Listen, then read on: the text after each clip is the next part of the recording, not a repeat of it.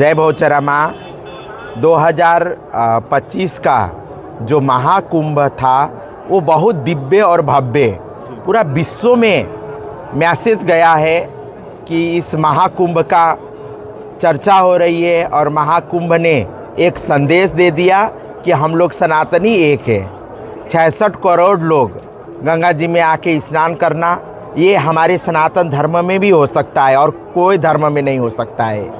तो ये मैसेज बहुत दूर दूर तक गया और जिस देश को नहीं जानते थे वो महाकुंभ के वजह से हमारे देश को जानने लगे और समझने लगे।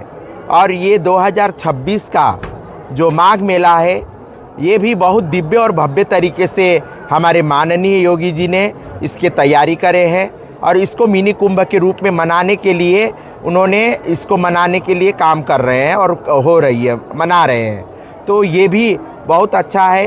तो आप लोग सबको ये आइए, क्योंकि कुंभ 2025 में बहुत रास्ता, बहुत भीड़ था। ये हमारे सरकार नहीं सोचे थे कि इतना भीड़ हो जाएगा, मगर उससे ज़्यादा सोचने से भी ज़्यादा भीड़ हो गया था। तो थोड़ा सा दिक्कतें थी उसके साथ साथ, मगर इस माघ मेला 2026 में आप आराम से आ सकते हो। आराम से आप हर अखाड़े में जा सकते हो, हर शिविर में जा सकते हो, हर संत लोग का आशीर्वाद ले सकते हो, गंगा मैया में स्नान कर सकते हो। तो आप लोग सबको ये आइए, इस सनातन के ये महापर्व है कुंभ, ये माघ मेला। तो इस महापर्व में आके आप लोग आध्यात्म का आप लोग इसका ज्ञान लीजिए। माता जी, इस बार माताओं का आगमन क्यों लेट हो रहा है? इस बार माताओं की इसलिए लेट हो रही है। सब माताएं तो आ गए, कुछ माताएं आना अभी बाकी है। सब आ रहे हैं, धीरे धीरे सब कोई आ जाएंगे। मकर संक्रांति को लेकर के क्या कुछ? जी, मकर संक्रांति हमारे सनातन हिंदू धर्म में बहुत इसका महत्व है, क्योंकि जब सूर्य भगवान मकर राशि में प्रवेश करते हैं, नेगेटिव ऊर्जा को ख़त्म करके वो पॉजिटिव ऊर्जा में जब ऊर्जा देते हैं हम सभी को, उसी दिन को ही मकर संक्रांति बोला जाता है। मकर संक्रांति के दिन आपको गंगा मैया में स्नान करना चाहिए, सूर्य भगवान को जल चढ़ाना चाहिए और इस दिन दान पुण्य का दिन है। आपको दान करना चाहिए, वस्त्र दान हो चाहे अन्न दान हो, ये करने से आपको मोक्ष प्राप्ति होती है और आपका जीवन धन्य हो जाती है। माता जी, हम आपसे एक सवाल और करेंगे। किन्नरों को लेकर के जो तरह तरह के कुछ लोग जो है बातें सवाल खड़ा करते हैं, उस बात को लेकर के क्या कहेंगे? जी, कहने वाले को कोई रोक नहीं सकता है, मगर अब बहुत समाज में बहुत बदलाव आ गया है। किन्नर भी आप ही के समाज का एक हिस्सा है।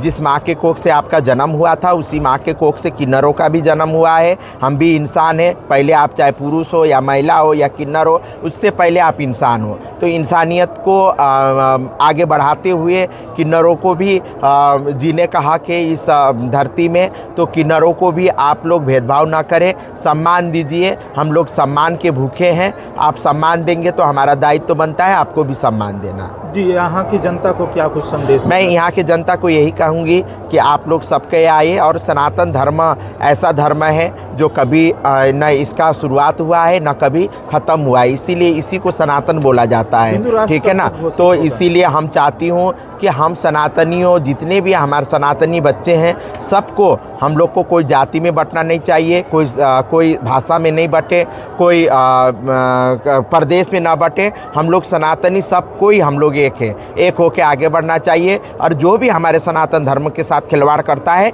हम लोग सब एक होके मुंहतोड़ जवाब देना पड़ेगा। विदेशों में हिंदुओं को प्रताड़ित किया जा रहा है, उसके विषय में आप क्या? जी, मैं ये कहूँगी, जब अभी बांग्लादेश में हिंदुओं को टारगेट करके जो चुन चुन के मार रहे हैं, इससे हम लोग पूरा, हमारा संत समाज, पूरा सनातनी किन्नर अखाड़े के सभी पदाधिकारी हम लोग बहुत आक्रोशित हैं। हम लोग यही कहेंगे हमारे सरकार से कि बांग्लादेश को कोई भी तरीके से मदद न किया जाए, और हमारे बांग्लादेश में, हमारे चाहे ये प्रयागराज में हो चाहे देश में हो, कोई भी बांग्लादेशी उनको चिन्हित करके हमारे देश से भगाया जाए और हम लोग को अनुमति दिया जाए। साधु संत को हम लोग को यदि अनुमति मिलेगा तो हम लोग बांग्लादेश में घुस के भी बांग्लादेशी जो अधर्मी लोग हैं उनको हम लोग सबक सिखा देंगे। कुछ लोगों का कहना है कि शेख हसीना यहाँ पर आकर हमारे देश में मतलब घुस के बैठ गई हैं, मोदी जी ने उनको दिया है जगह, इस वजह से मतलब देखिए, देखिए बांग्लादेश हो या पाकिस्तान हो,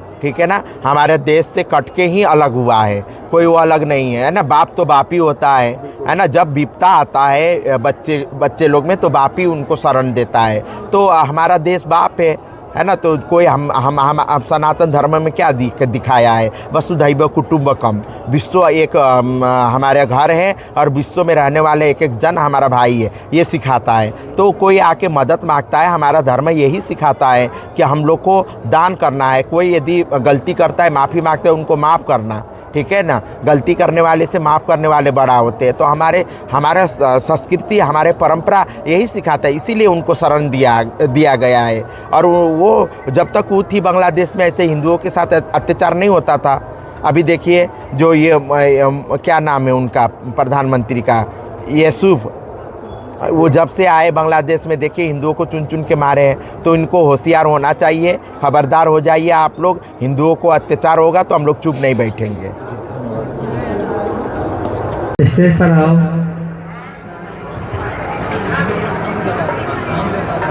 नहीं थी छोटा कंठी है, छोटा कंठी लेके